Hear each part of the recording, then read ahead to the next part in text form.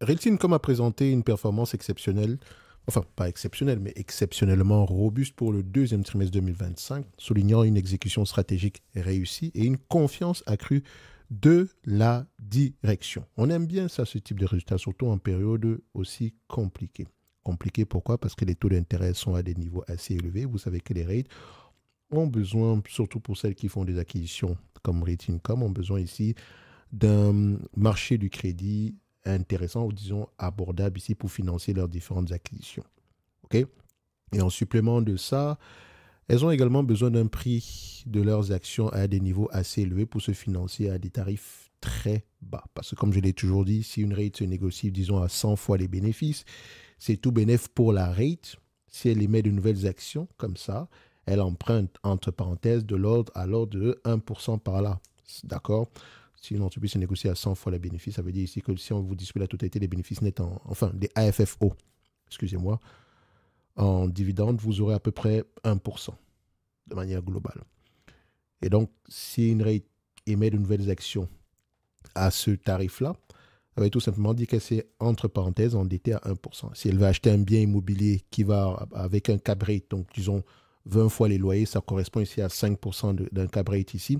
Si elle arrive à peu près, si elle émet de nouvelles actions à 1%, elle achète un bien à 5%, ça donne à peu près 4%. Je sais que vous ne comprenez pas ce que je dis, mais voilà. Retournez au début, essayez de comprendre c'est quoi le cap rate, pourquoi est-ce que je mentionne que émettre des actions à ce tarif-là est intéressant, parce que quand une entreprise émet des actions, c'est pour se financer.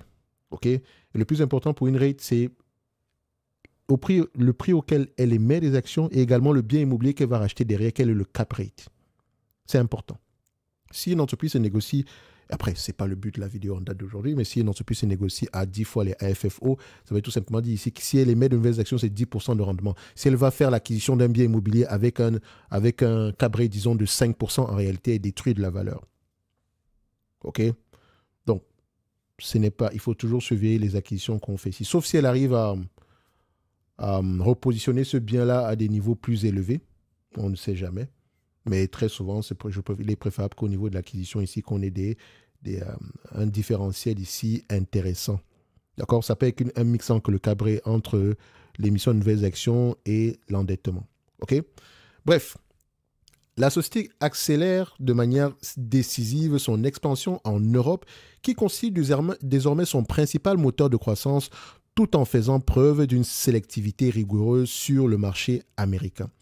Soutenu par un volume d'opportunités record de 43 milliards de dollars, une solidité bilancielle et une gestion de portefeuille proactive, la société a relevé ses prévisions d'investissement et de bénéfices. Donc, quand on parle de bénéfices, on parle ici de AFFO, OK, pour 2025. Bien que des risques liés au crédit des locataires, qui représentent à peu près 4,6% ici des locataires qui sont sous observation en date de juin, notamment par rapport aux tarifs, etc. Je vous laisse aller écouter les conférences call. On en a parlé dans les conférences call. OK? Donc, bien que des risques liés au crédit des locataires et à l'intensification de la concurrence demeurent, les avantages concurrentiels structurels de Realty Income, notamment la maturité de sa souscription et sa flexibilité financière, la positionne idéalement pour continuer à générer des revenus stables et croissants pour ses actionnaires. Quand je parle ici de maturité de la souscription, je parle de dette. La dette sur une rate, très souvent, il faut la regarder en profondeur. Je rappelle toujours ceux qui ont le programme d'accompagnement, enfin, ceux qui ont accès à la formation concernant les rates ici, qui sera disponible en novembre uniquement.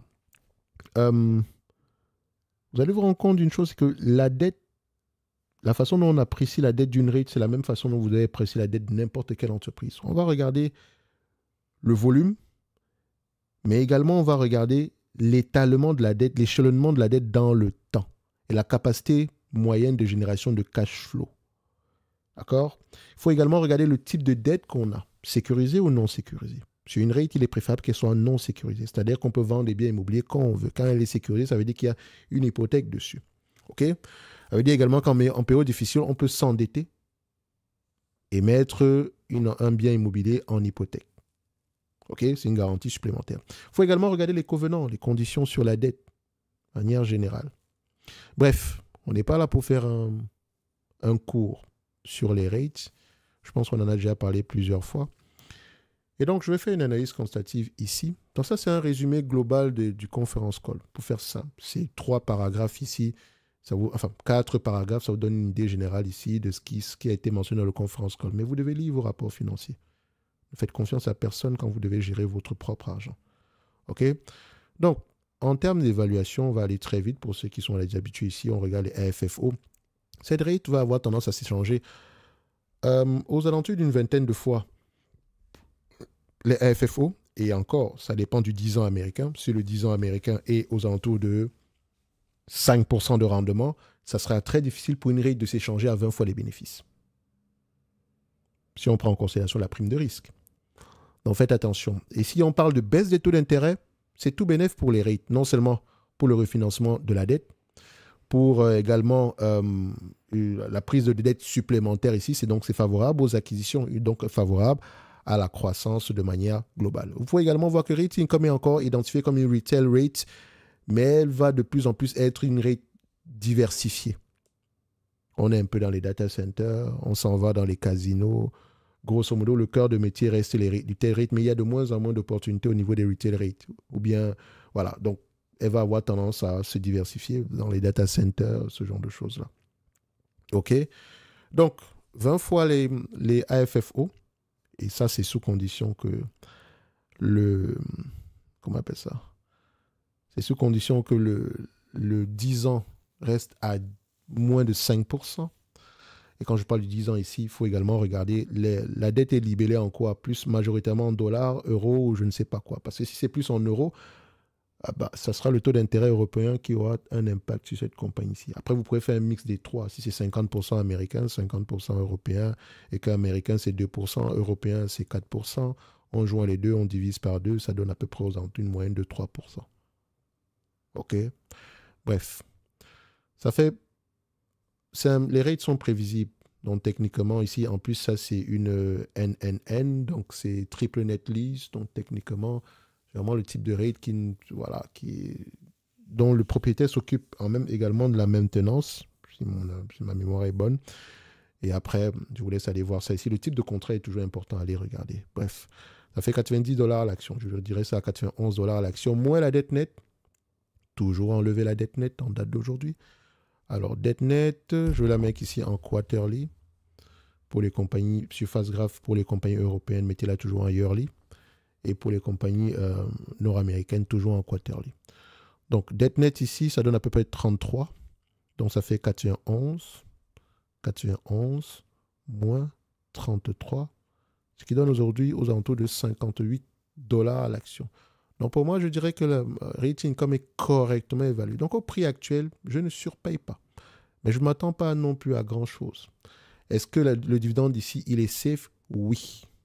Si vous reversez la totalité des bénéfices net en dividende, vous aurez quelque chose alentour de 5%. Par exemple, si on prend ceux de 2027, par rapport au prix actuel, disons $61, ça donne à peu près 7,40% de rendement. OK? Donc, ça reste intéressant. Si demain, monsieur le marché vient me proposer cette compagnie aux alentours de $90, je vends et je passe à autre chose. Sauf peut-être qu'ils ont trouvé une nouvelle manière ici d'augmenter les marges ou je ne sais pas quoi. Bref, ça reste une entreprise correcte, intéressante, dépendamment du type, le profil d'investisseur que vous avez présentement ici. Donc, si je l'achète, je ne m'attends pas à une performance exceptionnelle. Je ne m'attends pas. Mais ça ne veut pas dire que le marché ne va pas me le proposer parce qu'on ne sait jamais ce que monsieur le marché va faire demain. D'accord? Si monsieur le marché me l'achète à 100 fois les bénéfices, qui suis-je pour dire non? Vous voyez? Mais aujourd'hui, quand je l'achète, c'est en connaissance de cause, je me dis, oui, je ne m'attends pas à plus que $60. Je suis là pour le dividende. Si je suis satisfait du 5% moins les taxes, etc., je suis correct avec ça. Sinon, j'essaye de regarder ailleurs. Idéalement, un prix qui pourrait m'intéresser, c'est aux alentours de 45 € par là. 10 fois les AFFO. Je pense que ceux qui ont un prix à ce niveau-là, restez tranquilles, profitez. OK? Profitez tranquillement. D'accord? Donc, pour ceux qui veulent aller plus loin, vous avez le lien vers le club en description de la vidéo. Et pour les autres également, n'oubliez pas, au mois de novembre, le top premium ouvre à nouveau, de toute façon, vous serez au courant par rapport à la période. D'accord? Donc, et pour ceux qui sont intéressés par les programmes d'accompagnement, l'accélérateur, c'est uniquement au mois de janvier. Histoire ici de renforcer les connaissances de ceux qui sont déjà dans le programme en date d'aujourd'hui. Donc, on va se donner rendez-vous sur la prochaine vidéo. Un like, un abonnement, un commentaire. Ça fait toujours plaisir. Laissez-moi savoir ceux qui détiennent du Realty Income à 45 dollars ou bien quelque chose en dessous des 50 dollars par là. Même à 50, c'est correct. Également, ceux qui ne sont pas d'accord avec la valorisation actuelle. Et pourquoi? Parce que le débat est toujours ouvert. Hein. OK? Moi, personnellement, je préfère aller regarder ailleurs.